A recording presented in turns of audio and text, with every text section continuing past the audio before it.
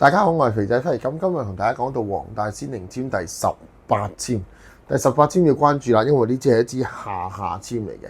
佢就講杜鵑泣血啊。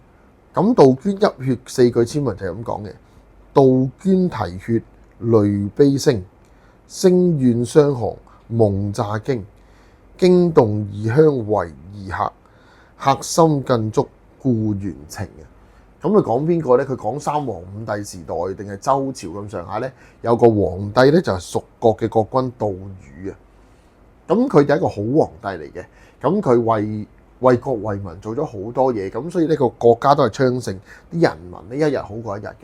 但係好景不常喎，突然間有一日咧水災好嚴重啊，就係一路洪水為患。咁結果咧佢就揾咗一個大臣去 support。點解佢會揾個大臣咧？因為嗰個人咧就叫做敖靈啊。咁有啲日書咧就寫佢個名叫敖宇。總之就一個人，好似係一個死人嚟嘅，逆流而上咁樣上喺個河邊。咁啲人就話：有個人好奇怪喎，逆流而上喺條河度走翻上嚟喎，即係飄緊向上行喎。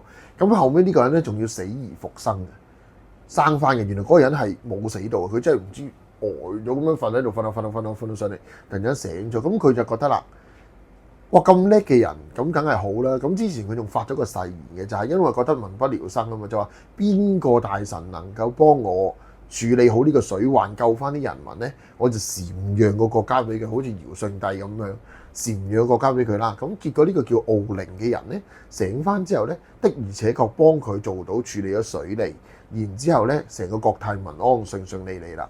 咁而呢個叫杜宇嘅國君咧就冇有啲皇上咁衰啦，咁就好皇帝嚟嘅，真係禪讓咗個國家俾呢個叫敖靈嘅人。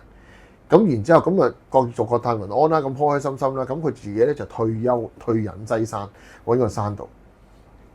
咁但係問題係咩咧？過咗好幾年之後啦，就冇人再記得佢係因為咁樣咧而讓個帝位出嚟呢啲好事。而啲人就講咩啊？佢係梗係搞咗人哋個女人啊，所以先要咁樣啦。佢梗係做咗啲咩衰事啊，需要禪位啦。就好多好難聽嘅説話咧，就傳翻去呢個蜀王杜宇身上。跟住佢就好唔開心，亦都鬱不得志，講唔到自己嘅一個冤屈出嚟，就成日話不如歸，早知我就翻去啦，或者係如果我翻去以前我就唔會讓啦，就一路咁嘅説話。最尾咧就嘔血啊，就成為咗最尾佢就係杜鵑咯，就係嘔血泣血杜鵑啊嘛，就係佢嘔血而成就咗杜鵑，寄咗個魂去嗰度。咁所以呢個係一個好令人傷感嘅故事嚟嘅。咁所以即係話咩啊？喺前段嘅時候，我哋見到就係如果你要埋單生意。